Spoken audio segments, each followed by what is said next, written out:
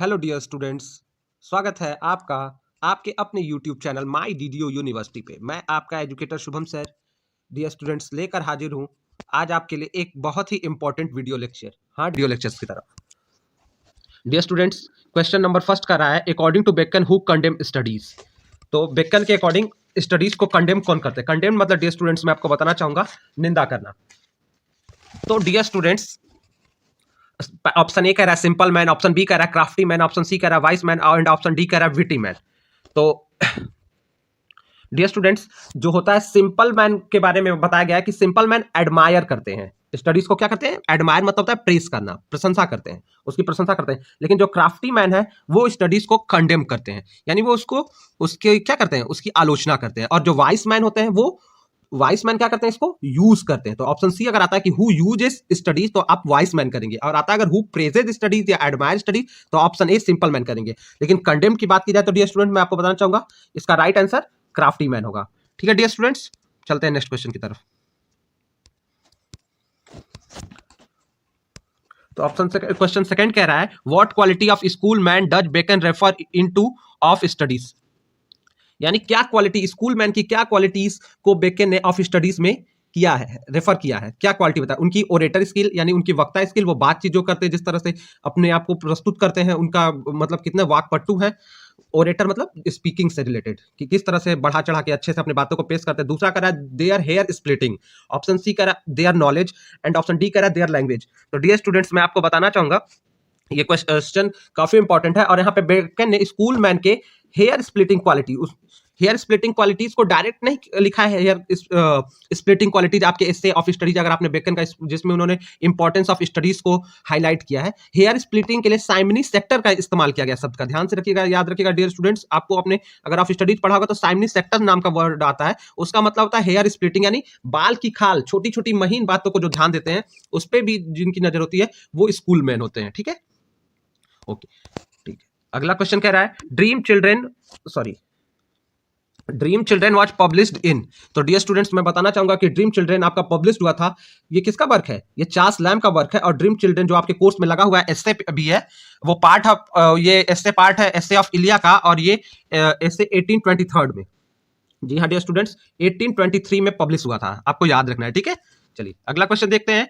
Charles Lamb Dream Children can be described as, इसको मतलब ये किस तरह का एस्से, कैसे इसको डिस्क्राइब किया था? ऑप्शन ए कह रहा है प्रोफेशनल एस्से है, ऑप्शन बी कह रहा है पर्सनल एस्से। प्रोफेशनल एस्से होता है जो पैसे के लिए, प्रोफेशन के लिए किया जाता है। बी कह रहा है पर्सनल एस्से है, ऑप्शन सी कह रहा है फॉर्मल एस्से है, और डी कह रहा है आर्गुमेंटेटिव एस्से। तो मैं बताना चाहूंगा कि ड्रीम चिल्ड्रेन में राइटर खुद इन्वॉल्व है, वो अपने बारे में बता रहा है और वो इमेजिनेशन कर रहा है कि ड्रीम चिल्ड्रेन का फुल टाइटल है dear student Dream Children reverie. तो वो पर्सनल ऐसे राइटर उसमें खुद इन्वॉल्व है, उसकी ग्रैंड मदर इन्वॉल्व है, उसमें उसके कुछ इमेजिनरी चिल्ड्रन भी इन्वॉल्व है। ठीक है, वो देखता है कि उसके कुछ इमेजिनरी बच्चे हैं, तो राइटर अपने बारे में ही ऐसे लिख रहा है, तो वो पर्सनल ऐसे हो जाएगा। Virginia Woolf is categorized as an author of which century. तो डियर स्टूडेंट मैं बताना चाहूंगा जो वर्जीनिया वुल्फ है ये बहुत ही इंपॉर्टेंट फेमिनिस्ट क्रिटिक है, और इन्होंने क्या कहते हैं फीमेल ओरिएंटेड वर्क बहुत अच्छे से बहुत ज्यादा लिखा है, और इन्होंने क्रिटिकल वर्क लिखा है, यानी आलोचनात्मक वर्क भी बहुत ज्यादा लिखा है। इनका एक टू द लाइट हाउस बहुत इंपॉर्टेंट वर्क है, और ये mad man women in attic इनका इंपॉर्टेंट वर्क है। तो ये जो है ये 20th सेंचुरी की फेमस ऑथर है, महिला ऑथर है, और ये फेमिनिस्टिक क्रिटिक भी है। तो अगर क्वेश्चन आता है फेमिनिस्टिक क्रिटिक कौन है, तो वर्जीनिया वुल्फ है। ठीक है, फीमेल फेमिनिस्टिक क्रिटिक क्या कौन होता है डियर स्टूडेंट? इसके लिए आपको फीमेल होना जरूरी नहीं है, इसके लिए आप वुमेन्स की राइट की बात करनी, उनके हक की बात कर जो करता है वो फेमिनिस्ट राइटर होता है। ठीक है, इसके लिए फीमेल होना जरूरी नहीं है। अगला क्वेश्चन क्या कर रहा है according to Virginia Woolf which is the easiest profession for women. तो वर्जीनिया वुल्फ के हिसाब से इजीएस्ट प्रोफेशन ऑफ वुमेन क्या है? ऑप्शन ए कह रहा है कुकिंग, सबको लग सकता है कुकिंग सबको आसान लगता होगा क्योंकि ये परंपरागत है। बी कह रहा है राइटिंग, सी कह रहा है पेंटिंग, डी कह रहा है सिंगिंग। तो वर्जीनिया वुल्फ का अगर ऐसे आपने पढ़ा होगा प्रोफेशन फॉर वुमेन, तो आपको पता होगा कि वो क्या कहती हैं कि सबसे इजी टास्क वुमेन्स के लिए राइटिंग है। इसके लिए बहुत ज्यादा उनको इन्वेस्टमेंट यानी की जरूरत नहीं पड़ती, बस उनको एक पेन और पेपर चाहिए जिससे वो अपने आप को एक्सप्रेस कर सके। तो आपको याद रखना है इसका राइट आंसर है राइटिंग। इजीएस्ट प्रोफेशन जो वर्जीनिया वुल्फ जो फीमेल क्रिटिक है उनके अकॉर्डिंग राइटिंग सबसे इजीएस्ट वर्क है फीमेल्स के लिए। आगे क्वेश्चन कर रहा है which of these author is called prince of essays. तो आपको किसको प्रिंस कहा गया डियर स्टूडेंट्स?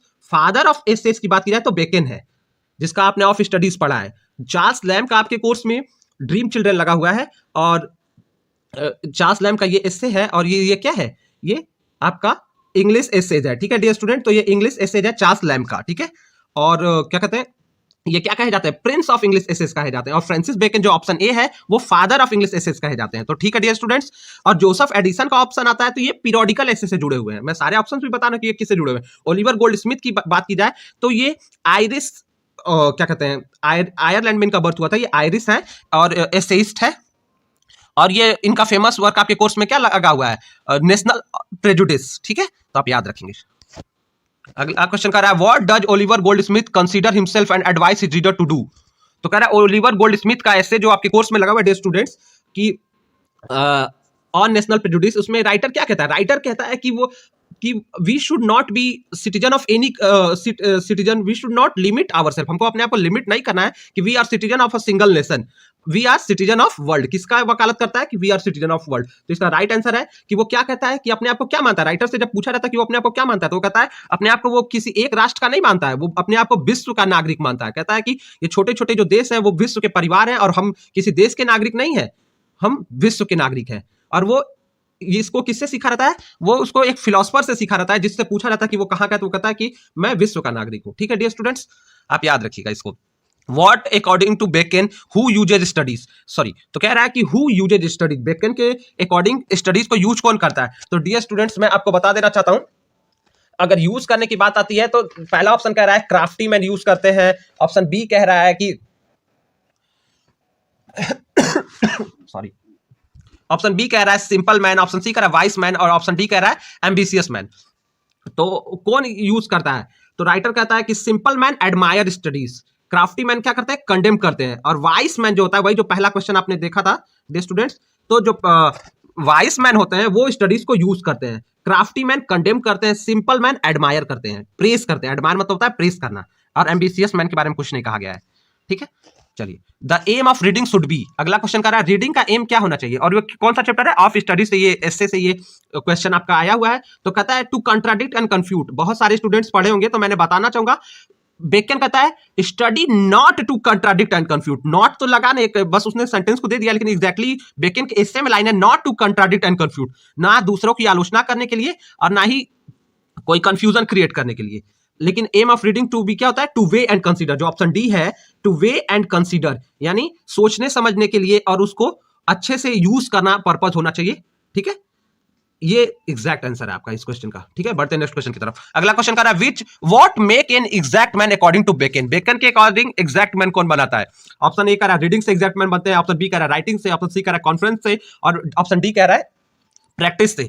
तो डियर स्टूडेंट्स मैं बताना आपको चाहूंगा कि जो आपका एस्से है ऑफ स्टडी, बहुत उसमें बहुत सारे कोर्स भरे हुए हैं, तो और जो बहुत सारे कॉम्पिटेटिव एग्जाम्स में पूछे जाते हैं, सिर्फ वहां नहीं। तो reading make full man, reading से क्या बनता है व्यक्ति, अगर रीडिंग की बात की जाए तो मैं बताते चल रहा हूं रीडिंग से फुल मैन। ठीक है, और ऑप्शन बी जो कह रहा है, ऑप्शन बी जो कह रहा है राइटिंग, तो मैं बताना चाहूंगा राइटिंग मैन एग्जैक्ट मैन, ये सही आंसर है। Reading man full man, writing man exact man. Conference का से क्या आता है, अगर पूछता है कि कौन रेडी मैन बताता है तो conference makes ready man, conference से व्यक्ति रेडी हो जाता है। तो कॉन्फ्रेंस यानी रेडी, सेमिनार या जो भी कॉन्फ्रेंस सभाएं जो होती हैं तो उससे क्या होता है, कॉन्फ्रेंस से रेडी होता है, और प्रैक्टिस से तो परफेक्ट होता है, आपको पता ही है। तो ठीक है, lamb grand mother died of, अब अगला क्वेश्चन जो ड्रीम चिल्ड्रन आपका एसेज है कि लैम्ब की ग्रैंड मदर का डेथ किससे हो जाता है। तो डियर स्टूडेंट्स मैं बताना चाहूंगा कि लैम्ब जो है वो पर्सनल एसेइस्ट है, और Lamb is also known as prince of essays, आप एसेइस्ट, लेकिन उनकी ग्रैंड मदर जो है इसमें कैंसर से उनका डेथ होता है। और आपको ये भी बताना चाहूंगा डियर स्टूडेंट्स कि लैम्ब पर्सनल एसेइस्ट होने के साथ साथ वो मिथ को अपने राइटिंग में मिक्स करता है। ठीक है, उसमें कुछ फिक्शनल एलिमेंट को डालता है। ठीक है,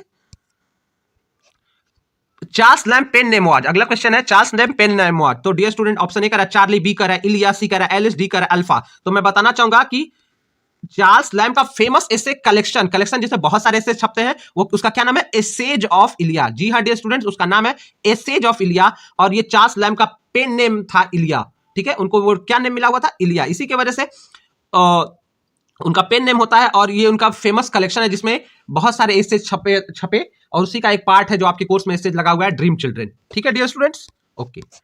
अगला क्वेश्चन क्या कह रहा है, the essay on national prejudice is written by, अब नेशनल प्रेजुडिस किसके द्वारा लिखा गया है, तो आपके कोर्स में लगा हुआ है, मैंने बताया कि ये फेमस राइटर मैं बात करता हूं। पहले कह रहा है ऑप्शन ए, देख लेते हैं क्या क्या कह रहा है। ऑप्शन ए कह रहा है फ्रांसिस बेकन का एस्से है, ऑप्शन बी कह रहा है चार्ल्स लैम्ब का है, ऑप्शन सी कह रहा है ओलिवर गोल्ड स्मिथ का है, ऑप्शन डी कह रहा है वर्जीनिया वुल्फ का है।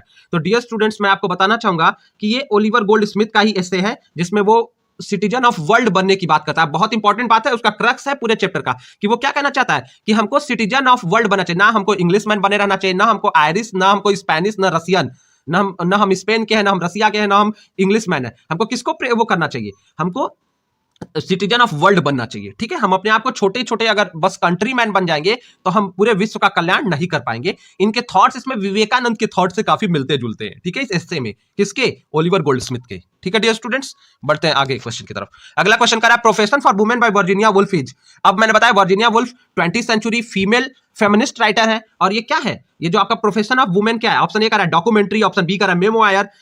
अब डॉक्यूमेंट्री आप जानते हैं किसी टॉपिक के ऊपर बहुत सारा इंफॉर्मेशन आपको दिया जाए। ऑप्शन ए करा मेमोयर, मेमोयर मतलब होती है स्मृति, किसी की याद में किसी से कोई मुलाकात हुई हो, कोई एक अंश किसी से मुलाकात का, किसी चीज का, वो मेमोयर कहलाता है। सी करा एड्रेस, एड्रेस मतलब संबोधन टू वर्किंग वुमेन यानी, और ऑप्शन डी करा ट्रेवलॉग, ट्रेवलॉग तो यात्रा वृतांत को कहते हैं। ठीक है, तो इसका राइट आंसर सी होगा dear student, in address to working women. Virginia Woolf का जो ये एस्से है प्रोफेशन ऑफ वुमेन, ये कार्य करने वाली महिलाओं को, जो वर्किंग वुमेन है, उनको एक संबोधन है। ठीक है, चलिए अगला क्वेश्चन देख लेते हैं। How much money did Virginia Woolf earn for his first publication. तो फर्स्ट पब्लिश्ड वर्क के लिए उनको कितना पेमेंट हुआ रहता है, वो कितना अर्न करती हैं। तो डियर स्टूडेंट्स, इसमें लिख रहा है 10 शिलिंग, ऑप्शन ए कर रहा है 10 shilling and 6 pence, option B कर रहा है 10 pound and 6 pence, option C कर रहा है 10 शिलिंग एंड 10 पेंस, और ऑप्शन डी कर रहा है 10 पेंस। डियर स्टूडेंट्स, मैं आपको बताना चाहूंगा कि उनको फर्स्ट वर्क के लिए 10 शिलिंग एंड 6 पेंस दिया जाता है। लेकिन डियर स्टूडेंट्स, अगर आप एसेज को ध्यान से पढ़ेंगे तो उसमें लिखा है check of 1 pound 10 shilling and 6 pence. तो एग्जैक्टली बस 10 शिलिंग एंड 6 पेंस तो यहां पे दिया हुआ है, लेकिन एग्जैक्टली उनको कितना रुपया मिला रहता है, अ चेक ऑफ 1 पाउंड 10 शिलिंग और 6 पेंस का चेक उनको मिला रहता है। जैसे हमारा रुपया पैसा होता है ना, इतना हजार फिर इतने रुपए, तो उनको एक चेक मिला रहता है 1 पाउंड 10 शिलिंग और 6 पेंस का। आप याद रखेंगे, मैं आपको करेक्ट कर दे रहा हूं, उसमें सही से ऑप्शन आपके पेपर में दिए हुए नहीं थे, मैं आपको करेक्ट कर रहा हूं।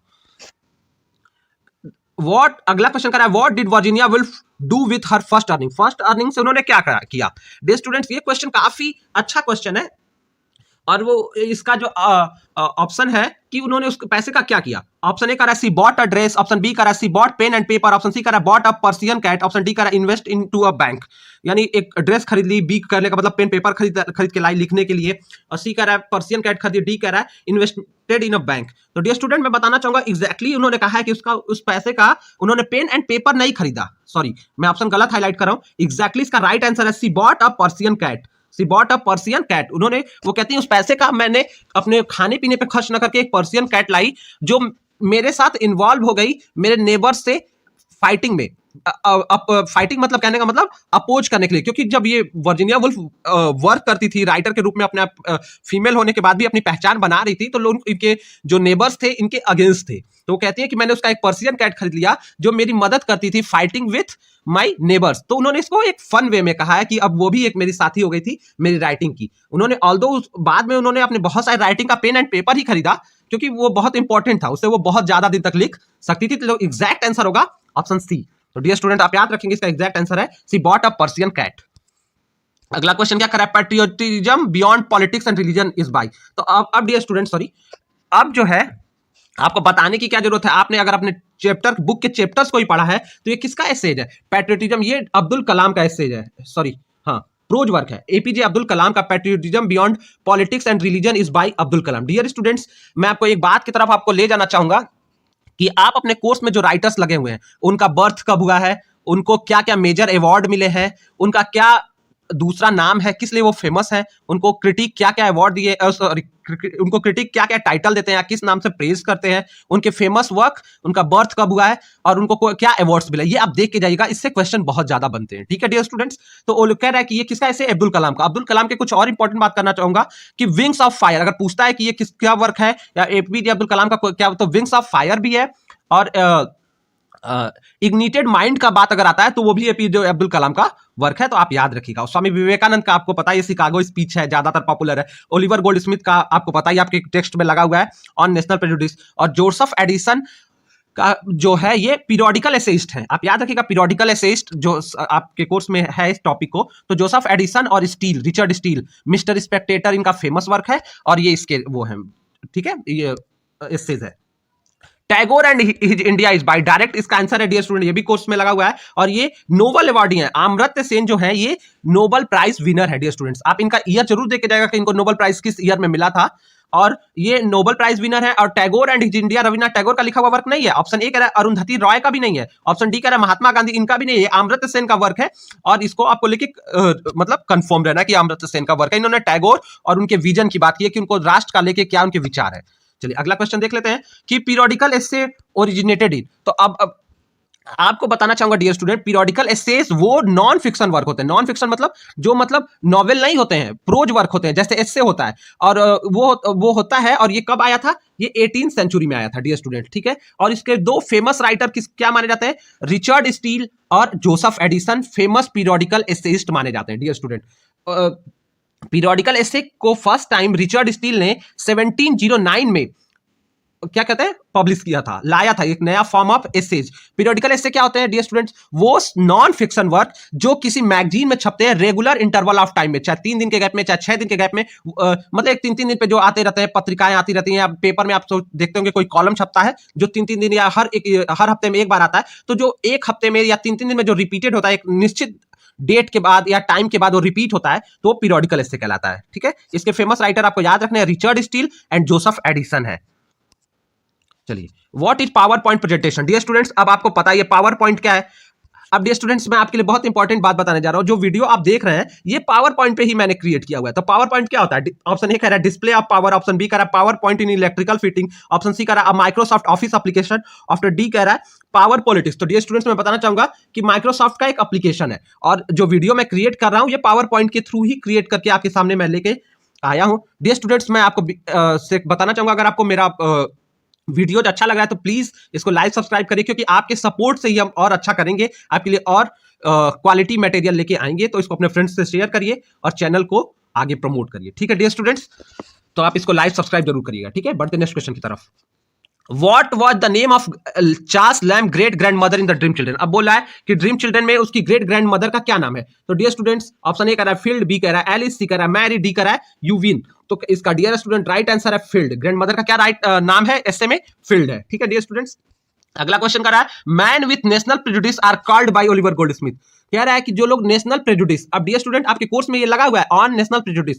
प्रेजुडिस मतलब मैं बता देना चाहता हूं डियर स्टूडेंट, पूर्वाग्रह, किसी को बिना मिले जुले उसके बारे में एक अनुमान कर लेना कि जैसे ये लोग ऐसे होते हैं, ये लोग अच्छे नहीं होते हैं। जैसे हम लोग कहते हैं ना कि ये तो ऐसा होगा, उसके नाम से ही, या वो किस जगह पे रहता है तो हम कह देते हैं यहाँ के लोग तो ऐसे होते हैं। तो उसी को कहते हैं प्रेजुडिस, यानी पूर्वाग्रह, किसी से बिना मिले जुले जाने उसके बारे में धारणा बना लेना। तो कह रहा है कि men in national prejudice are called by Oliver Gold. तो कह रहा है कि ऐसे लोग जो राष्ट्र के पूर्वाग्रह से भरे हुए हैं, यानी अपने देश की ही बड़ाई करने में लगे हुए हैं, ऐसे लोगों को क्या कहा है?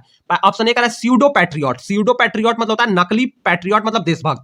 ऑप्शन ए ये कह रहा है, ऑप्शन बी कह रहा है जेन्युइन यानी अच्छे देशभक्त, ऑप्शन सी कह रहा है ट्रू पैट्रियट सच्चे देशभक्त, ऑप्शन डी कह रहा है सेकंड ग्रेड पैट्रियट। तो डियर स्टूडेंट्स मैं आपको बताना चाहूंगा उसको क्या कहा है इन्होंने? स्यूडो, नकली पैट्रियट का है। जो लोग कह रहे हैं नेशनल प्रेजुडिस में लगा था कि हमारा देश ही सबसे अच्छा है और बाकी देश सबसे खराब है, तो ऐसे लोग क्या होते हैं? ऐसे लोग स्यूडो पैट्रियट होते हैं। चलिए अगला क्वेश्चन देखते हैं। Who said Bacon is the wisest brightest and meanest of mankind? तो डियर स्टूडेंट्स ये क्वेश्चन बहुत इंपॉर्टेंट है, बहुत सारे एग्जाम में एंट्रेंस में पूछे जाएंगे, आपसे पूछे जाने वाला क्वेश्चन है। तो ऑप्शन कह रहा है जॉन ड्राइडर ने कहा है, ऑप्शन बी कह रहा है अलेक्जेंडर पोप ने, ऑप्शन सी कह रहा है डॉक्टर जॉनसन ने, ऑप्शन डी कह रहा है बेन जॉनसन ने।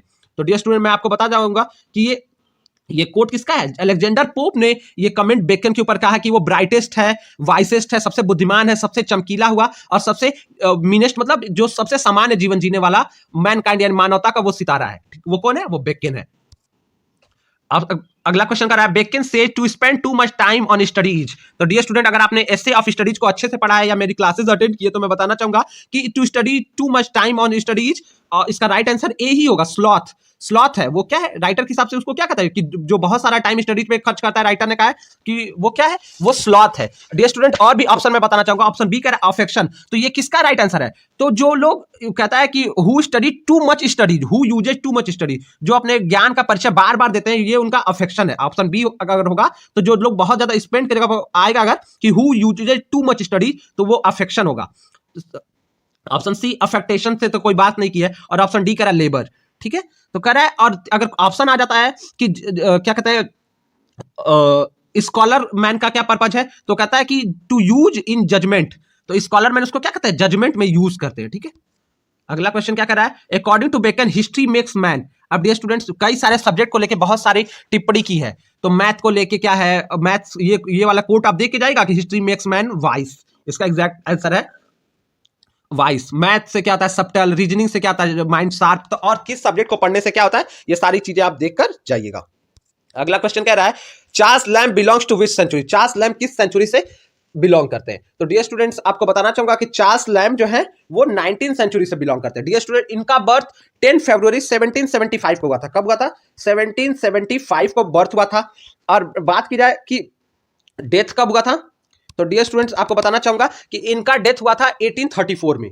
कब डेथ हुआ था, 1834 को डेथ हो गया था, 1774 से 1834 में। और जो 23 से 1823 से डियर स्टूडेंट्स 1823 से 32 तक इनके इंपॉर्टेंट एस्से छपे, तो इसीलिए वो किस सेंचुरी से बिलोंग करते हैं, 19th सेंचुरी यानी 19वीं शताब्दी से बिलोंग करते हैं। और एस्से ऑफ इलिया इनका फेमस वर्क है। चार्ल्स लैम्ब का फेमस वर्क क्या है, एसेज ऑफ इलिया, आप याद रखिएगा। ड्रीम चिल्ड्रन जो आपका एस्से लगा हुआ है डियर स्टूडेंट, वो एसेज ऑफ इलिया कलेक्शन का एक पार्ट है। चलिए बढ़ते हैं नेक्स्ट क्वेश्चन की तरफ। डियर स्टूडेंट मैं आशा कर रहा हूं आप मेरे से वीडियो से खुद को जोड़ पा रहे होंगे और आप अपने आप को समझ पा रहे होंगे। डियर स्टूडेंट मैं साथ ही साथ ये कहना चाहूंगा कि अगर आपको कोई प्रॉब्लम होती है तो आप कमेंट में क्वेश्चन मुझसे पूछ सकते हैं, मैं आपको टाइम निकाल के आंसर देने की कोशिश करूंगा। अब क्वेश्चन 28 क्या करा है, एफोरिज्म, यानी एफोरिज्म एक डिवाइस है जो लिटरेचर में यूज होता है, वो क्या होता है। ऑप्शन ए करा है short pithy and thoughtful, sorry short pithy and thoughtful sentence with practical wisdom. B करा disjointed and loose order of sentence, तो यानी शॉर्ट पिटी थी और sorry short pithy and thoughtful sentence with practical wisdom,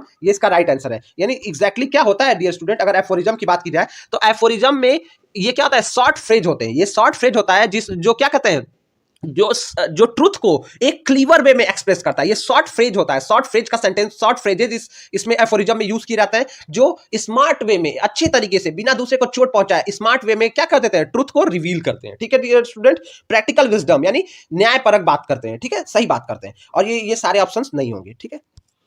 अगला question क्या कर रहा है, how many imaginary children Charles lamb have in dream children. तो डियर स्टूडेंट ये इससे बहुत इंपॉर्टेंट है, और इसमें कितने उन्होंने इमेजिनरी चिल्ड्रन की बात की है, तो डियर स्टूडेंट मैं बताना चाहूंगा दो, कहता है कि उसके पास 2 इमेजिनरी चिल्ड्रन है। यानी राइटर डे ड्रीम है, इसका टाइटल है ड्रीम चिल्ड्रन अ रिवायर। और रिवायर जो सब टाइटल है, इस हिस्से का सब टाइटल क्या है, अ रिवायर, आप याद रखिएगा उसका सब टाइटल अ रिवायर। और रिवायर मतलब क्या होता है, डे ड्रीम होता है, दीवा स्वप्न, जो दिन में स्वप्न देखे जाते हैं। तो डियर स्टूडेंट अगला क्वेश्चन करा, Oliver gold Smith was an. अब ओलिवर स्मिथ गोल्ड स्मिथ कहां से थे। डियर स्टूडेंट मैं आपको बताना चाहूंगा कि Oliver gold Smith, option A कह रहा है आयरिश मैन, बी कह रहा है इंग्लिश मैन, सी कह रहा है फ्रेंच, डी कह रहा है स्पेनिश। तो इसका राइट आंसर है वो ही वाज इन आयरिश, उनका जन्म आयरलैंड में हुआ था। जिसका बर्थ आयरलैंड में होता है वो आयरिश होता है, जो उसका बर्थ इंग्लैंड में होता है वो इंग्लिश मैन होता है, जो फ्रांस में होता है वो फ्रेंच, और डी स्पेन में जिसका बर्थ होता है वो स्पेनिश का होता है। तो उनका बर्थ आयरलैंड में हुआ था, वो आयरिश थे, ठीक है। डियर स्टूडेंट ये भी बताना चाहूंगा कि आयरलैंड, इंग्लैंड और स्कॉटलैंड, ये 3 देश मिलकर द ग्रेट ब्रिटेन का निर्माण करते हैं। अगला क्वेश्चन कर रहा है what is the subtitle of Charles Lamb dream children. अभी इसका मैंने आपको आंसर अभी पिछले क्वेश्चन के साथ ही दिया डियर स्टूडेंट। इसका एग्जैक्टली टाइटल क्या है, ड्रीम चिल्ड्रन और रिवायर और डे ड्रीम, इसका सब टाइटल है, याद रखिएगा। और रिवायर, रिवायर मतलब होता है day dream. Okay dear students बढ़ते हैं नेक्स्ट क्वेश्चन की तरफ। अगला क्वेश्चन क्या कर रहा है, वो which of the following author known as feminist critic. किस ऑथर को फेमिनिस्ट क्रिटिक के रूप में हम जानते हैं। ऑप्शन ए कह रहा है फ्रांसिस बेकन, बी कह रहा है चार्ल्स लैम्ब, ऑप्शन सी कह रहा है वर्जीनिया वुल्फ, ऑप्शन डी कह रहा है अमर्त्य सेन। तो मैंने बताया ना फेमिनिस्ट क्रिटिक वो क्रिटिक होता है, इसके लिए आपको फीमेल होना जरूरी नहीं है, उसके लिए आपको मेल भी फेमिनिस्ट क्रिटिक हो सकते हैं। वो क्रिटिक, वो आलोचक जो महिला के अधिकारों की बात करता है, वो फीमेल राइट्स की बात करता है, वो फीमेल क्रिटिक होता है। तो इसमें कौन है, ये सारे लोग नहीं है। आपके कोर्स में वर्जीनिया वुल्फ का जो एस्से लगा हुआ है, और वर्जीनिया वुल्फ का जो ये वर्क है, तो वर्जीनिया वुल्फ एक फेमस फेमिनिस्ट क्रिटिक है, ठीक है डियर स्टूडेंट्स। और इनका फेमस वर्क जो हमारे कोर्स में लगा हुआ है क्या है, profession for women. Okay dear student, ठीक है। अगला क्वेश्चन क्या कह रहा है, who is known as missile man of India. तो डियर स्टूडेंट आपको तो इसको सबको पता होगा। ऑप्शन ए कह रहा है जगदीश बोस, जेसी बोस नहीं। ऑप्शन बी कह रहा है रामानुजम, ये भी नहीं। ऑप्शन सी अब्दुल कलाम, जी हाँ डियर स्टूडेंट्स, ये missile man of India, Bharat का मिसाइल मैन किसे कहा जाता है, एपीजे अब्दुल कलाम को कहा जाता है। इनका फेमस वर्क क्या है, विंग्स ऑफ फायर, आप याद करके ही जाइएगा, याद रखिएगा अपने दिमाग में, अग्निपंख, विंग्स ऑफ फायर, ठीक है। What is main theme subject of Abdul Kalam ignited minds. Ignited minds का जो वर्क है उसी का उसकी जो थीम है, ये भी इनका फेमस वर्क है, ignited mind, wings of fire, Abdul Kalam का। तो उसको उसमें उनका क्या वो है क्या कहते हैं, इसका मेन थीम क्या है, क्या वो बात करना चाहते हैं। तो डियर स्टूडेंट ऑप्शन ए कह रहा है he dream of developed India, he dream of technical war against USA. तो सी कह रहा है ही लव लाइफ, डी कह रहा है नन ऑफ द अबव। तो डियर स्टूडेंट्स आपको पता ही है पीजे अब्दुल कलाम ने हमेशा देश को आगे बढ़ाने की बात की है और उनका विजन था ही ड्रीम ऑफ डेवलप्ड इंडिया। इसमें यूएस के साथ कोई वॉर की बात नहीं की है, उनका विजन है कि इंडिया को डेवलप्ड कैसे किया जाए, विकास इंडिया का कैसे हो, यही इसका मेन थीम है। अगला क्वेश्चन कर रहा है personal letter written to your friends and family यार। अब डियर स्टूडेंट ये बहुत ही लॉजिकल क्वेश्चन है और आप सबको पता होना चाहिए। तो कह रहा है पर्सनल लेटर जो अपने फ्रेंड को लिखते हैं तो वो क्या होता है, पहला ए फॉर्मल। फॉर्मल लेटर वो होता है डियर स्टूडेंट जो हम ऑफिस में लिखते हैं, ऑफिशियल काम से जिस किसी अधिकारी को लिखते हैं, वो सब फॉर्मल लेटर होते हैं। इनफॉर्मल लेटर होता है पर्सनल लेटर। पर्सनल लेटर का दूसरा नाम क्या है डियर स्टूडेंट, इनफॉर्मल लेटर। ठीक है, इनफॉर्मल जो फॉर्मल नहीं होते हैं, इसको फ्रेंड्स फैमिली के लिए जो लेटर लिखे जाते हैं, पर्सनल लेटर का ही दूसरा नाम है formal essays, sorry informal letters. और फॉर्मल लेटर का एक और नाम है ऑफिशियल लेटर्स। ठीक है, या नॉन पर्सनल लेटर, जो ऑप्शन ए है फॉर्मल लेटर, उसको नॉन पर्सनल लेटर भी कहते हैं। इमोशनल लेटर तो होता नहीं। और लेटर ऑफ इंक्वायरी क्या होता है, अगर आप किसी को लिखते हैं कि आपको जानकारी जब कहीं से चाहिए कि आप इसके बारे में बताइए, या मैं जानना चाहता हूं कि क्या प्रोसेस है या क्या है प्रक्रिया के बारे में आप जब जानना चाहते हैं तो उसको लेटर ऑफ इंक्वायरी करते हैं। ऑप्शन डी कह रहा है व्हाट इज, अगला क्वेश्चन कह रहा है what is a blog. Option blog क्या होता है, आप सब लोग जानते होंगे मॉडर्न टाइम में तो ब्लॉग क्या होता है। ऑप्शन ए कह रहा है अ कमर्शियल वेबसाइट, बी कह रहा है सोशल मीडिया वेबसाइट और web page regularly updated by an individual expresses opinion and experiences, जो उसके इंडिविजुअल के ओपिनियन और एक्सपीरियंस को एक सोशल मीडिया का वेबसाइट या वेब पेज, जैसे फेसबुक पे वेब पेज होता है या कोई वेब पेज या जो कोई अपना मतलब क्या कहते हैं डियर स्टूडेंट्स अपना वेब अकाउंट बनाया हो, तो कह रहा है कि कोई सोशल मीडिया का वेब पेज या वेबसाइट जो रेगुलरली अपडेट किया जाता है किसी इंडिविजुअल यानी किसी व्यक्ति द्वारा, जिसमें उसके एक्सपीरियंस और ओपिनियन होते हैं। ऑप्शन सी क्या होता है कंटेंट राइटिंग और ऑप्शन डी करा ईमेल। तो डियर स्टूडेंट मैं बताना चाहूंगा इस क्वेश्चन को लेकर बहुत लोग कंफ्यूज हो जाएंगे, लेकिन इसका एग्जैक्ट आंसर है कि सोशल मीडिया वेबसाइट और web page regularly updated by an individual opinion and experiences, यानी वो वेब पेज या वेबसाइट जो किसी व्यक्ति द्वारा अपडेट किया जाता है रेगुलर टाइम में, जिसमें वो अपना एक्सपीरियंस शेयर करता है कि ये जगह ऐसा है या ये है, तो ये ब्लॉग होता है। और कंटेंट राइटिंग क्या है, दोनों में बहुत सिमिलरिटी। कंटेंट राइटिंग क्या होती है डियर स्टूडेंट, किसी टॉपिक पे आप इंफॉर्मेशन देते हैं, लेकिन मेन अंतर दोनों में क्या है, कंटेंट राइटिंग को पेड राइटिंग कहा जाता है। आप प्रमोशन के लिए, बिजनेस के लिए कंटेंट राइटिंग लोग लिखते हैं, और जबकि ब्लॉग क्या होता है, वो लोगों को अवेयर करने के लिए, जागरूक करने के लिए, इंफॉर्मेशन प्रोवाइड करने के लिए लिखा जाता है। तो ऑप्शन बी इसका राइट आंसर होगा। ठीक है, बढ़ते हैं नेक्स्ट क्वेश्चन के लिए। कह रहा है Amartya Sen won Nobel prize. अब डियर स्टूडेंट अमर्त्य सेन को मैंने बताया कि उन्होंने टैगोर्स एंड हिज इंडिया के बारे में बात की है, तो कह रहा है कि ये इनको नोबेल प्राइज का मिला। आपको आपके कोर्स में जो दो राइटर लगे हुए डियर स्टूडेंट्स, उनको नोबेल प्राइज मिला हुआ है। ठीक है, तो फर्स्ट नोबेल प्राइज 1913 में इंडिया के लिए किसने जीता, आपको बताना है। तो डियर स्टूडेंट्स आप मुझे कमेंट में बताइएगा कि इंडिया के लिए नोबेल प्राइज फर्स्ट किसने जीता हुआ है। ठीक है, तो यहां पे मैं आपको बता देना चाहता हूं कि अमर्त्य सेन ये क्या थे, इकोनॉमिस्ट और अर्थशास्त्री थे। ये बहुत बड़े क्या है, अर्थशास्त्री हैं। ठीक है, एक मिनट डियर स्टूडेंट। ठीक है, तो ऑप्शन ए कह रहा है कि इन्होंने 1775 में इनको वो मिला, अवार्ड मिला। ऑप्शन बी कह रहा है कि 1998 में, सी कह रहा है 2000 में और डी कह रहा है 2005 में। तो डियर स्टूडेंट्स मैं बताना चाहूंगा कि इनको नोबेल प्राइज कब मिला है, 1998 में। ठीक है डियर स्टूडेंट्स, ओके। और ये इकोनॉमिस्ट है, इन्होंने आपके कोर्स में इनका एक वर्क लगा हुआ है, तो उस वर्क को भी आप देख के जाइएगा। अगला क्वेश्चन क्या कह रहा है कि resume oblique CV writing is also known as, resume या सीवी राइटिंग को किस नाम से और जाना जाता है। ऑप्शन ए कह रहा है बायोडेटा, बी कह रहा है ट्रैवल स्टोरी, ऑप्शन सी कह रहा है शॉर्ट नॉवेल, ऑप्शन डी कह रहा है एस्से। ऑप्शन डी क्या कह रहा है, एस्से। तो ये डियर स्टूडेंट सीवी क्या होता है, सीवी मतलब जो आप अपना रिज्यूम बनवाते हैं, किसी जॉब के लिए अप्लाई करना चाहते हैं, तो यही होता है। ठीक है, सीवी उसी को करते हैं। सीवी का फुल फॉर्म क्या होता है, करिकुलम वेटी, तो आप इसको देख लीजिएगा। ठीक है, और तो ये क्या होता है, इसको क्या किस नाम से जाना जाता है, ये बायोडेटा होता है डियर स्टूडेंट। रिज्यूम मतलब क्या होता है आपका बायोडेटा, जो आप किसी जॉब के लिए प्रिपेयर करते हैं। थोड़ा सा प्रॉब्लम्स के लिए सॉरी डियर स्टूडेंट्स। चलिए अगला क्वेश्चन क्या कर रहा है, Oliver Goldsmith belong to which century. तो डियर स्टूडेंट आपका टाइम ना टेक करते हुए, ओलिवर गोल्ड स्मिथ किस सेंचुरी से बिलोंग करते हैं, तो आपको पता ही होना चाहिए कि वो 18th सेंचुरी राइटर है। ठीक है, और आयरिश राइटर है। ठीक, 40th क्वेश्चन करा द स्पेक्टेटर इज अ। अब द स्पेक्टेटर में बताया कि जोसेफ एडिसन और रिचर्ड स्टील का मिस्टर स्पेक्टेटर एट क्लब, ये सारे फेमस एसेज हैं जोसेफ एडिसन के, और ये क्या है, पीरियोडिकल एसे हैं। इसमें ये एक नियमित अंतराल पे ये जो एसेज आते हैं, जो मैगजीन्स में छपते थे, एक सर्टेन 3 दिन या 6 दिन पे जो एसेज रिपीट करते हैं, उसी को पीरियोडिकल्स कहा जाता है। जो एक नियमित अंतराल पे, नियमित गैप पे जो एसेज या आर्टिकल्स मैगजीन के थ्रू आते रहते हैं, वो पीरियोडिकल्स कहलाते हैं। और द स्पेक्टेटर पीरियोडिकल एसे का क्या है, एग्जांपल है। तो डियर स्टूडेंट इस तरह से इस वीडियो में हमने 40 क्वेश्चंस के सीरीज को कवर किया। डियर स्टूडेंट्स, आपके लिए हमने पूरा वो कोशिश किया कि आपको कम समय में ज़्यादा इन्फॉर्मेशन दे पाए। तो डियर स्टूडेंट, अगर आपको वीडियो अच्छा लग रहा है तो आप हमारे चैनल को लाइक सब्सक्राइब जरूर करें, फ्रेंड्स के साथ शेयर करें, हमें बूस्ट करें ताकि हम आपके लिए और अच्छे अच्छे वीडियोस लेकर आ सके। तो अगर डीडीयू से रिलेटेड आपका कोई और सब्जेक्ट्स है या आप और सब्जेक्ट्स भी है तो भी आप हमारे चैनल को सब्सक्राइब करिए, हम आपको क्वालिटी पर्पज मटेरियल प्रोवाइड करने की कोशिश करेंगे। Thank you so much for your time. Have a good luck for your examination. Like subscribe and share please. Oh my poor Mathilde, my necklace was paste, यानी paste मतलब paste मतलब जो real नहीं होता है, नकली होता है। My necklace was paste, it was worth at most 500 francs, ये मात्र 500 फ्रेंड्स का ही था। तो ये किसका डायलॉग है डियर स्टूडेंट्स? तो कह रहा है कि ये मिस लोजिल का है, बी कह रहा है क्लर्क का है, the worker in the jewellery shop C कह रहा है, डी कह रहा है मैडम फॉरेस्टर। तो ये डायलॉग किसका है डियर स्टूडेंट?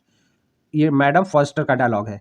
ठीक है, वो मिस लोजिल है, ये मैथलीडा का ही पूरा नाम है मिस मैथलीडा, मैथलीडा लोजिल। क्लर्क तो ये डायलॉग कह नहीं रहा है। और मैडम फॉस्टर जिससे उन्होंने ये नेकलेस, यानी मैडम लोजिल ने या मैडम मैथलीडा ने जो नेकलेस बोरो किया था, उधार लिया था, वो मैडम फॉरेस्टर है। तो इस वो बताती है कि वो जो नेकलेस तुमसे गुम हो गया वो तो बस 500 फ्रेंड्स का था। ठीक है, तो ये डायलॉग मैडम फॉस्टर का है। अगले क्वेश्चन को देखते हैं। The last leaf story is set in, तो इसकी सेटिंग कहाँ है डियर स्टूडेंट्स? अब आपने स्टोरी को ध्यान से पढ़ा है तो आप इसका आंसर बहुत आराम से दे सकते हैं। अगर आपको पता है तो आप अपना आंसर मेरे साथ चेक कर सकते हैं। ऑप्शन ए कह रहा है ग्रीनविच विलेज, ऑप्शन बी कह रहा है कम्बरलैंड, ऑप्शन सी कह रहा है नीदरफील्ड, ऑप्शन डी कह रहा है ऑक्सफोर्ड शायर। तो लेकिन मैं बता दूं डियर स्टूडेंट्स, आपका सही आंसर होगा ग्रीनविच विलेज। इसकी सेटिंग कहाँ है द लास्ट लीफ की? ग्रीनविच विलेज में। चलिए, अब अगला क्वेश्चन कर रहा है mister pneumonia in the last leaf is an example of.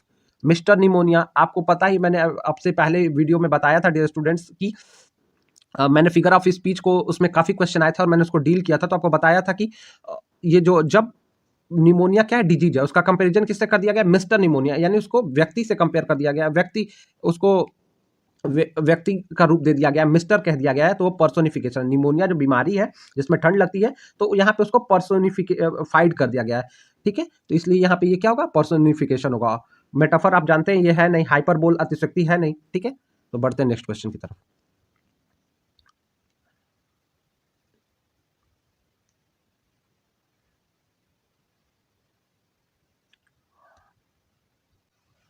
तो नेक्स्ट क्वेश्चन कर रहा है which of the following character does not appear in the last leaf. Last leaf में कौन सा करेक्टर अपीयर नहीं होता है? ऑप्शन ए कर रहा है शू, ऑप्शन बी कर रहा है बर्मन, ऑप्शन सी कर रहा है माइक, ऑप्शन डी कर रहा है बर्था। तो डियर स्टूडेंट्स, मैं आपको बताना चाहूंगा कि सू और जॉनसी दो फ्रेंड्स हैं, तो वो दोनों करेक्टर हैं। बर्मन यहाँ पे है, बर्मन का नाम है तो वो भी है। अब माइक क्या है डियर स्टूडेंट्स? मैं बताना चाहूंगा ये जो ऑप्शन सी माइक लिखा है, माइक बर्मन का ही पूरा नाम माइक बर्मन था। और जो ऑप्शन डी बर्था है ये इसमें नहीं है, इसमें डॉक्टर का करेक्टर भी है। तो आपको याद रखना है सू जॉनसी माइक बर्मन एक साथ याद रखिएगा, और डॉक्टर, ये मेजर करेक्टर्स हैं। बढ़ते हैं अगले क्वेश्चन की तरफ। कह रहा है what was the masterpiece of Behrman in the last leaf. Last leaf में क्या मास्टरपीस है बर्मन का? तो the leaf that he painted on the wall, the portrait that he made in youth days, option C कह रहा है the painting which was lost, और D none, यानी वो लास्ट लीफ जिसको उसने दीवार पे पेंट किया। डी कह रहा है कि वो पोर्ट्रेट, वो चित्र जो उसने यूथ वाले डेज यानी अपने जवानी के दिनों में बनाया वो चित्र, या कह रहा है the painting which was lost, ऐसी पेंटिंग जो खो गई है, या डी मतलब नन, या इनमें से कोई नहीं। तो डियर स्टूडेंट्स, मैं बताना चाहूंगा कि मास्टरपीस बर्मन, वो कहता रहता है स्टोरी में, अगर आपको याद होगा कि I will paint my masterpiece one day, और वो लास्ट में वो अपनी लाइफ को कुर्बान करके क्या कहते हैं उस जो यंग आर्टिस्ट है जॉनसी, और वो, ठीक है, तो वो क्या, उसको सेव करने के लिए वो क्या करता है, लास्ट लिप पेंट करता है जब वो बहुत ज्यादा सिक रहती है। ठीक है, तो वही उसका मास्टरपीस होता है। अब क्वेश्चन नंबर 11 कह रहा है what is actual name of O Henry. ये बहुत इंपॉर्टेंट क्वेश्चन है, बहुत बार पूछा जाता है डियर स्टूडेंट्स। तो ओ हेनरी का पूरा नाम क्या था? ऑप्शन ए कह रहा है ग्राहम स्मिथ, ग्राहम स्मिथ था क्या? बी कह रहा है विलियम सिडनी पॉटर, सी कह रहा है साइमन गॉर्फ, और डी कह रहा है पीटर प्लब। तो बिना आपका टाइम लेते हुए मैं बताऊं कि ओ हेनरी जो है वो विलियम सिडनी पॉटर का पेन नेम है, यानी ओ हेनरी का दूसरा असली नाम विलियम सिडनी पॉटर है। ठीक है, बढ़ते नेक्स्ट क्वेश्चन की तरफ।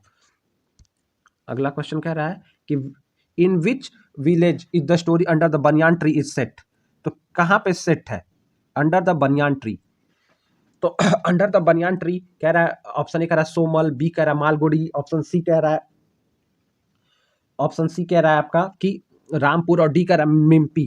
तो आपको पता है कि under the banyan tree R K Narayan का फेमस वर्क है, और आर के नारायण का फेमस वर्क होने के नाते इसकी सेटिंग आपको पता होनी चाहिए कि मालगुड़ी में है।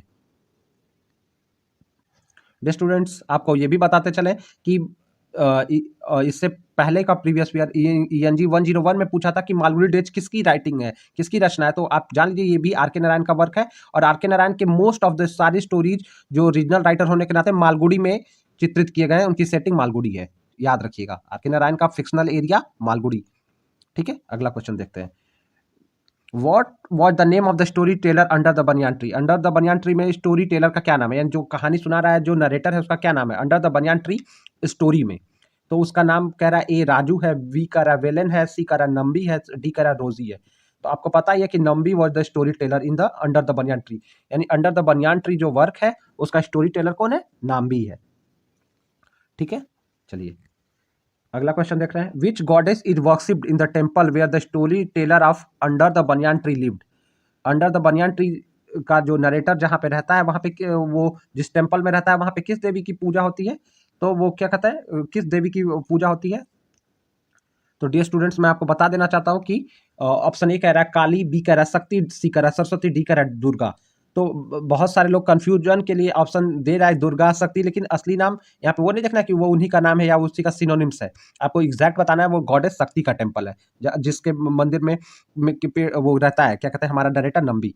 ठीक, अगला क्वेश्चन क्या कह रहा है कि what is the name of friend of story teller under banyan tree. Under the banyan tree में स्टोरी टेलर के फ्रेंड का क्या नाम है। ऑप्शन ए कह रहा है नंबी, तो आपको पता है नंबी तो नरेटर है जो कहानी सुना रहा है।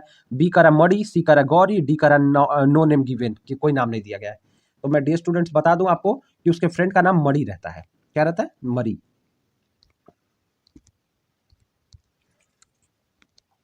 ठीक है, तो इसको आप याद रखिएगा कि उसका नाम क्या रहता है, मड़ी रहता है। अगला क्वेश्चन कर रहा है which of the following author created the fictional place Malgudi. अभी ये इस क्वेश्चन का आंसर अभी जस्ट इससे पहले वाले क्वेश्चन पे मैंने बताया कि ये किसका फिक्शनल एरिया मालगुड़ी है। तो डियर स्टूडेंट्स, आपको पता होना चाहिए कि ऑप्शन ए कह रहा है मुल्क राज आनंद, बी कह रहा है राजा राव, सी कह रहा है आर के नारायण और डी कह रहा है अनिता देसाई। तो मैंने आपको बताया डियर स्टूडेंट्स की किसका ये जो फिक्शनल एरिया क्या है, फिक्शनल प्लेस या फिक्शनल एरिया मालगुड़ी है, तो वो आर के नारायण का है। वो किसका है dear students, are K Narayan का है। ठीक है, आर के नारायण की सारी स्टोरीज मालगुड़ी में सेट होती हैं। मालगुड़ी नामक स्थान पे वो सारी कहानियां कहती है। आपने दूरदर्शन पे ये सीरियल मालगुड़ी डेज आता था, तो शायद आपने देखा हो, या आप यूट्यूब पे भी देख सकते हैं। ये बहुत इंटरेस्टिंग शॉर्ट स्टोरीज है, अगर आपको समय रहे तो आप देख सकते हैं। चलिए अगला क्वेश्चन का रहा है when did narrator place a lighted lamp in the hollow of banyan tree.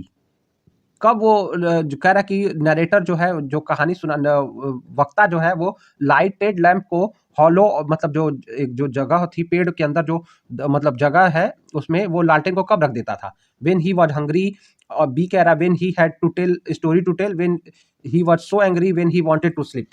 यानी जब वो बहुत भूखा था, यानी जब वो स्टोरी सुनाना चाहता था, जब वो एंग्री होता था, या जब वो स्लीप सोने जाता था। तो आपको पता है, और आपने स्टूडेंट्स कहानी को पढ़ा है, तो वो कब वो ऐसा करता था, जब वो इसको स्टोरी सुनाई जाती थी। When he had to tell a story, तो वो क्या कर देता था, पेड़ में जो एक्स्ट्रा जगह हो जाती है, तो उसमें वो लालटेन को फिक्स कर देता था, रख देता था। इसका मतलब है कि वो क्या करता था, वो स्टोरी सुनाने वाला है, और लोग इकट्ठा हो जाते थे। अगला क्वेश्चन कर रहा है the cow in the cow of the barricade took a handful of grain only from. जो काउ है, जो गाय है, the cow of the barricade नाम के चैप्टर में, वो हैंडफुल ऑफ ग्रेन किससे लेती है, यानी मुट्ठी भर अनाज के दाने किससे लेती थी, यानी मुट्ठी भर अनाज के दाने वो किसके हाथों से खाती थी। तो कह रहा है the master and the Mahatma, everyone in the village.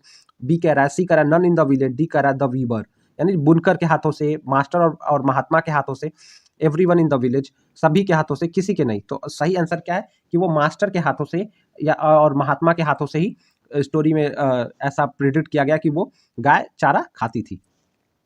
और काऊ का क्या नाम था डियर स्टूडेंट्स, तब तक आप याद रखिएगा। मैं आपको काऊ का नाम जो है the cow of the barricade में जो काऊ का नाम वो क्या है, वो गौरी है। ठीक है, याद रखिएगा। अगला क्वेश्चन का the red man government in the cow of the barricade refers to.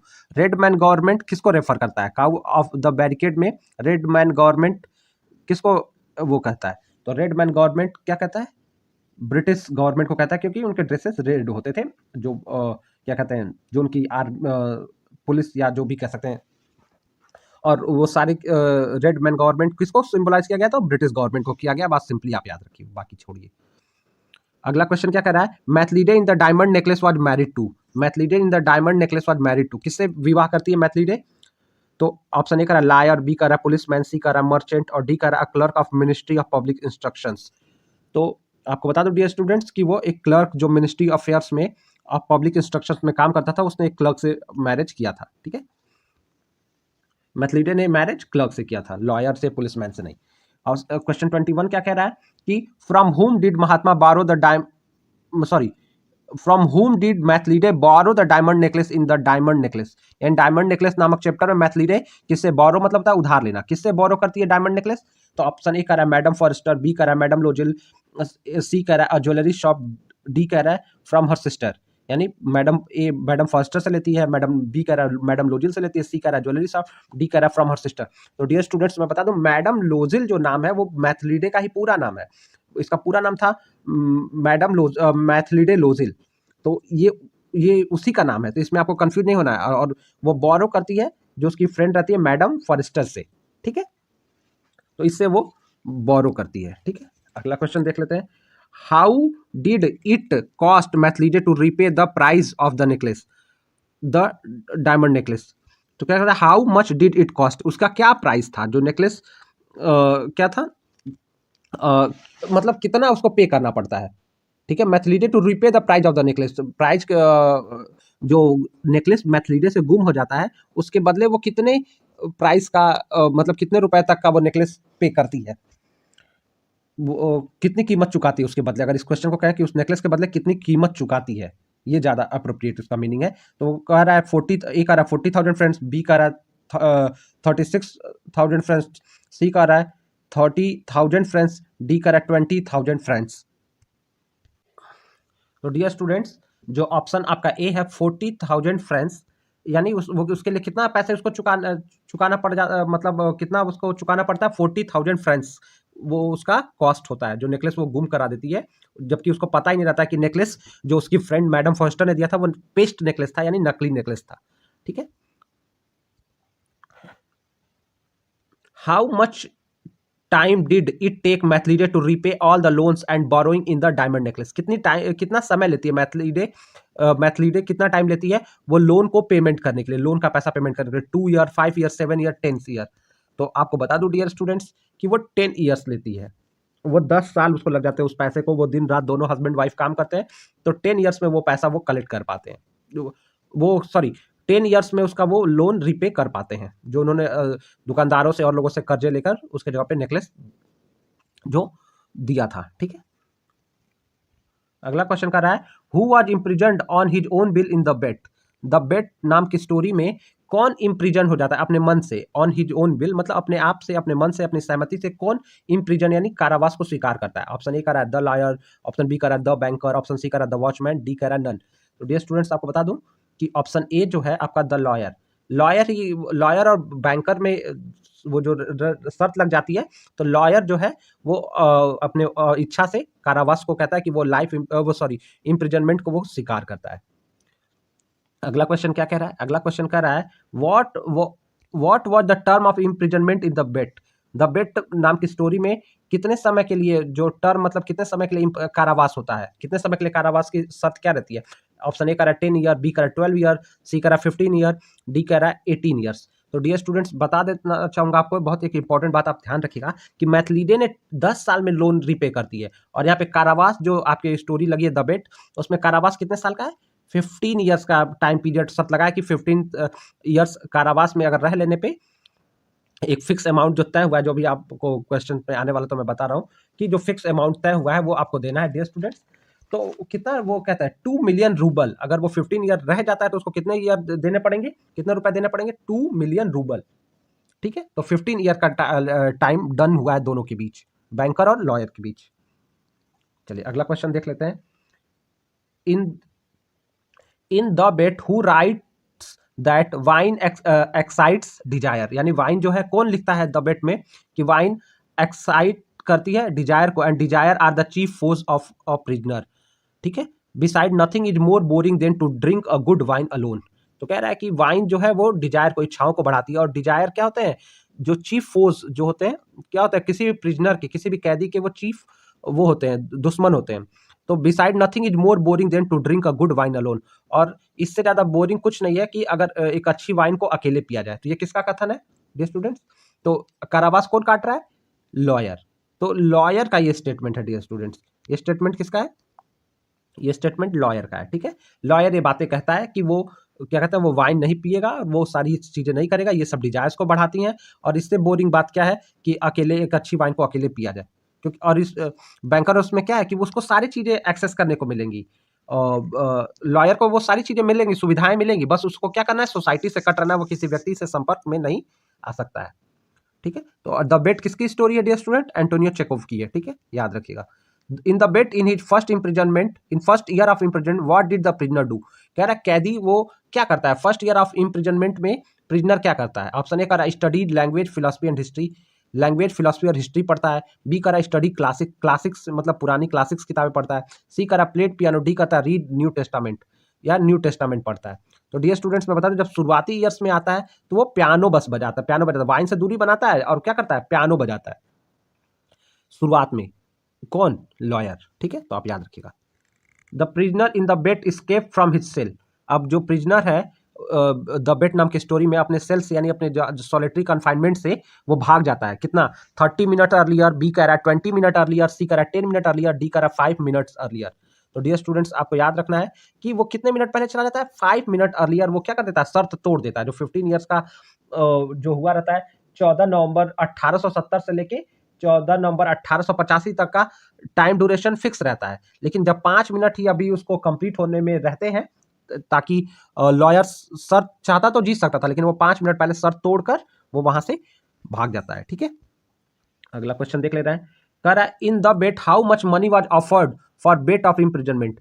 अब वो कह रहा है कि कारावास स्वीकार करने के लिए कितने रुपए की बात हुई थी। डियर स्टूडेंट्स वही मैंने आपको बताया पहले कि ये इसके लिए कितने की बात हुई थी। तो ऑप्शन ए कह रहा है, ऑप्शन ए कह रहा है कि 2 मिलियन, सॉरी डियर स्टूडेंट्स एक मिनट, हाँ ऑप्शन ए कह रहा है 1 मिलियन, बी कह रहा है 2 मिलियन, सी कह रहा है 3 मिलियन, डी कह रहा है 4 मिलियन। तो डियर स्टूडेंट्स मैं आपको बता देना चाहता हूं कि 2 मिलियन रूबल की बात हुई रहती है। 2 मिलियन रूबल्स, ये डॉलर्स नहीं, रुपीज नहीं, याद रखिएगा 2 मिलियन रूबल, 2 मिलियन रूबल की बात होती है, ठीक है, याद रखेंगे आप। 2 मिलियन तो दिया हुआ है लेकिन एग्जैक्टली 2 मिलियन रूबल की बात होती है।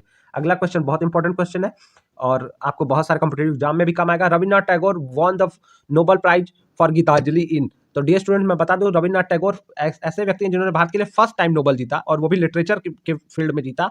और वो ईयर क्या था? तो वो उसका सही आंसर है 1913, 1913 में जीता, ठीक है। बढ़ते हैं अगले क्वेश्चन की तरफ।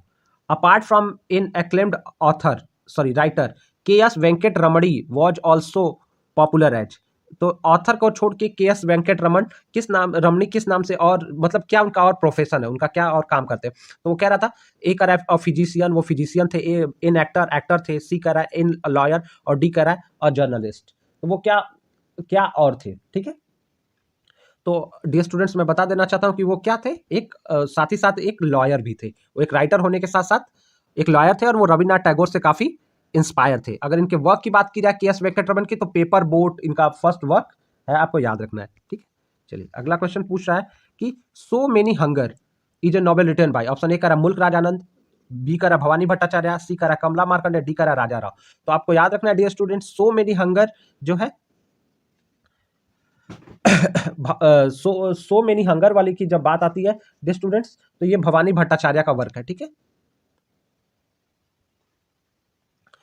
ठीक है dear students. So many hunger यानी भवानी भट्टाचार्य। मुल्क राज आनंद की बात की जाए तो इनका द अनटचेबल है, कूली है, ये सारे इंपॉर्टेंट वर्क। कमला मार्कंडे का नेक्टर इन सीव है, राजा राव का कांतापुरा है, सरपेंट एंड रोप भी एक वर्क है राजा राव का। तो डियर स्टूडेंट जो राइटर्स ये आपको ये इंट्रोडक्टरी राइटर लगे हैं, आप इनके 3-4 वर्क देख के जाइएगा, इनको क्या अवार्ड्स मिले हैं, ये सब चीजें आप देख के जाइएगा। थोड़ा सा बस राइटर्स और उनके वर्क के बारे में आप देख के जाइएगा, तो आप क्वेश्चन को अच्छे से कर पाएंगे, ठीक है। और जो स्टोरीज लगी है, स्टोरीज के कैरेक्टर्स और मेन इवेंट क्या क्या है, और राइटर का बर्थ कहाँ हुआ है, कब हुआ है, उसका पेन नेम है तो क्या नेम है, ये सारे क्वेश्चन, इस तरह के क्वेश्चन आप देख के एग्जाम में जाइएगा। चलिए डियर बढ़ते हैं नेक्स्ट क्वेश्चन की तरफ।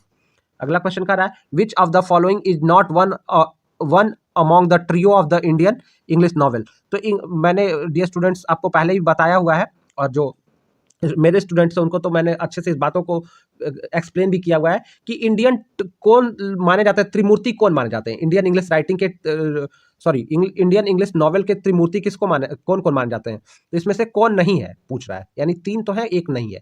तो कौन नहीं है? ए मुल्क राजा आनंद, ये ट्रियो में आते ही आते हैं। बी राजा राव, ये भी आते हैं। सी आर के नारायण, ये भी आते हैं। डी अनीता देसाई, ये ट्रियो में नहीं आती हैं। डियर स्टूडेंट्स, तो आपको पता चल गया होगा इसमें एक आंसर आपका और भी है कि अगर बात की जाए तो ये जो तीनों राइटर हैं, ये जो तीनों हैं, यही ट्रियो बनाते हैं ऑफ इंडियन, और इसको आपको याद रखना है। ठीक है डियर स्टूडेंट्स, बढ़ते हैं नेक्स्ट क्वेश्चन की तरफ। Who wrote novel untouchable? अभी मैंने पहले ही बताया डियर स्टूडेंट्स कि अनटचेबल जो वर्क है वो मुल्कराज आनंद का है। ठीक है, आर के नारायण का मैंने बताया बैचलर ऑफ आर्ट हो गया, स्वामी एंड फ्रेंड्स हो गया, मालगुडी डेज हो गया, ये सब इनके हैं। राजा राव की बात करें तो राजा राव के इंपॉर्टेंट वर्क्स क्या क्या?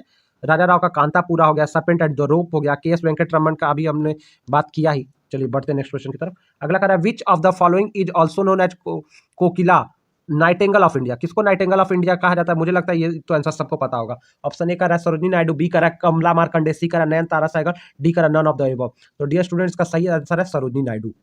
ठीक है, बढ़ते नेक्स्ट क्वेश्चन की तरफ। द नॉवेल नेक्टर इन सीप बाई, अभी देखिए ये भी क्वेश्चन पूछ लिया गया है। तो नेक्टर इन सीप बाई, ऑप्शन ए का रहा मुल्क राजानंद, बी का रहा कमला मार्कंडे, सी का रहा नयनतारा सहगल, और डी का रहा भवानी भट्टाचार्य। तो nectar in of the ship आपको याद रखना डियर स्टूडेंट, कमला मार्कंडे का बहुत पॉपुलर वर्क है, और कमला मार्कंडे का ये वर्क आप याद रखेंगे। ठीक है, अगला 37 क्वेश्चन कह रहा है which nationalist figure influenced the cow of the barricade? किस नेशनलिस्ट यानी राष्ट्रवादी फिगर से the cow of the barricade influenced है? ऑप्शन ए का महात्मा गांधी, बी का जवाहरलाल नेहरू, सी का सरदार पटेल, डी का नन। तो डियर स्टूडेंट्स आपको पता होगा जो मास्टर है वो इस सिंबल, वो किसका सिंबल है? वो महात्मा गांधी का ही एक सिंबल है। और जो गाय जो यानी काउ गौरी है वो भारत माता की सिंबल है। तो आपको याद रखना है महात्मा गांधी का सिंबल मास्टर है, जो काउ ऑफ द बैरिकेड में है, जिसके हाथों से गौरी अनाज खाती है, और जो गौरी है वो भारत माता का रिप्रेजेंटेटिव है। चलिए अगला क्वेश्चन पढ़ते हैं कि what was the name of the cow in the cow of the barricade? अभी मैंने बता दिया कि काउ का नाम क्या है डियर स्टूडेंट्स, मैंने आपको बताया लक्ष्मी नहीं है, गौरी नहीं है, देवी नहीं, सॉरी लक्ष्मी नहीं है, देवी नहीं है, भवानी नहीं है, तो बचा क्या? गौरी। काउ का नाम क्या है डियर स्टूडेंट्स? गौरी है। ठीक है, बढ़िए नेक्स्ट क्वेश्चन की तरफ देख लेते हैं। तो 39th क्वेश्चन का the cow of the barricade was popularly suppose to belong to? ये कहां से संबंधित है, ये स्टोरी कहां की है? ऑप्शन ए कह रहा है बनारस, बी कह रहा है कानपुर, सी कह रहा है गोरखपुर, डी कह रहा है गोवर्धनपुर। देखिए गोरखपुर भी आ गया इसमें, तो कह रहा है और इसका सही आंसर क्या होगा डियर स्टूडेंट? गोरखपुर नहीं होगा, गोरखपुर होते हुए आप गोरखपुर मत कर दीजिएगा, गोवर्धनपुर है, याद रखेंगे आप कि जो काउ ऑफ द बैरिकेड की सेटिंग कहां पे है? गोवर्धनपुर में है। 40 वाला क्वेश्चन, लास्ट क्वेश्चन क्या कह रहा है हमारा? लास्ट क्वेश्चन कह रहा है डियर स्टूडेंट्स कि which of the following novel has been written by Raja Rao? Raja Rao के द्वारा कौन सा नॉवेल लिखा गया है? Bend in Ganges, the guide, serpent and the rope, coolie. तो डियर स्टूडेंट्स जो है, जो सर्पेंट एंड द रोप है ये किसका है? राजा राव का वर्क है। कूली जो वर्क है ये मुल्क राज आनंद का है। और द गाइड क्या कहते हैं, ये पॉपुलर वर्क है आर के नारायण का। तो आर के नारायण का ये भी द गाइड पॉपुलर वर्क है, लेकिन हमारा यहाँ पूछा है राजा राव, तो राजा राव का सर्पेंट एंड द रोप होगा डियर स्टूडेंट। डियर स्टूडेंट साथ ही साथ मैं आपको बता दूं कि हम कोशिश करेंगे कि आपके लिए प्रैक्टिस के लिए 50 या 60 मल्टीपल चॉइस क्वेश्चन लेके आए इस प्रीवियस ईयर पेपर के साथ ही साथ जो मल्टीपल चॉइस क्वेश्चन होंगे वो कुछ और प्रिपेयर कराएं, आपको कुछ और बताएं जिससे आपका वो, तो अगर आप चैनल पे अभी तक सब्सक्राइब नहीं किया है तो आप चैनल को लाइक सब्सक्राइब कर लीजिएगा और अपने फ्रेंड्स के बीच शेयर भी कर दीजिएगा। Thank you.